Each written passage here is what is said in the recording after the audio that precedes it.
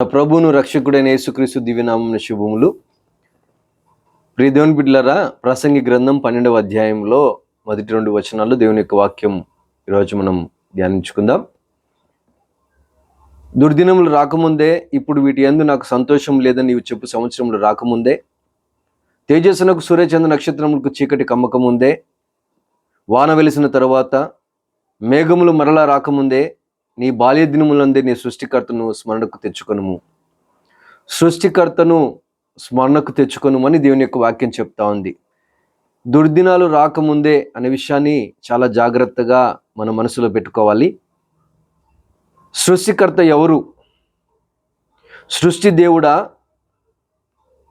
సృష్టిని చేసినటువంటి సృష్టికర్త శక్తివంతుడైన సృష్టిని చేసినటువంటి వ్యక్తి దేవుడా? ఎవరిని నువ్వు దేవుడిగా పూజిస్తున్నావు, సేవిస్తున్నావు? కలుగజేయబడింది గొప్పదా? కలుగజేసినటువంటి దేవుడు గొప్పవాడా? మీకు ఒక క్వశ్చన్. ఎవరు గొప్ప అనే విషయాన్ని మీరు చాలా జాగ్రత్తగా ఆలోచన చేయాలి ప్రియదేవుని బిడ్డలారా. సృష్టికర్త వేరు, సృష్టి వేరు. సృష్టికర్త అన్నిటికీ అతీతుడు.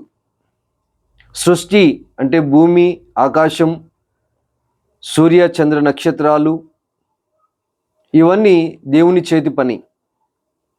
సృష్టింపబడినవి మనము ఏమంటున్నామంటే అవి నీళ్లు మనకి దప్పిక తీరుస్తుంది కాబట్టి నీటిలో శక్తి ఉందని, సూర్యుడు వెలుగునిస్తున్నాడు కాబట్టి సూర్యుడు శక్తివంతుడని మనం వాటిని పూజిస్తున్నాం, సేవిస్తున్నాం. కానీ వాటిని కలుగజేసింది ఎవరు అనే విషయాన్ని ఒక్కసారి ఆలోచన చేయాలి అని ఈ యొక్క లేఖన భాగం సెలవిస్తూ ఉంది. దుర్దినములు రాకముందే, ఇప్పుడు వీటి యందు నాకు సంతోషం లేదని నీవు చెప్పు సంవత్సరం రాకముందే, తేజస్సునకు సూర్య చంద్ర నక్షత్రములకు చీకటి కమ్మక ముందే, వాన వెలిసిన తరువాత, మేఘములు మరలా రాకముందే, నీ బాల్య దినముల యందు నీ సృష్టికర్తను స్మరణకు తెచ్చుకొనుము. సృష్టికర్త ఎవరు అనే విషయాన్ని అన్వేషించాలి. ఆ సృష్టికర్తని అక్షరార్థంగా మనం తెలుసుకొని ఆ గొప్ప దేవుని స్మరణకు చేసుకుంటే, ఆ గొప్ప దేవుని తెలుసుకుంటే ఆయన్ని కనుగొనటం, ఆయన కనుగొన్న వారు జీవాన్ని కనుగొంటారు.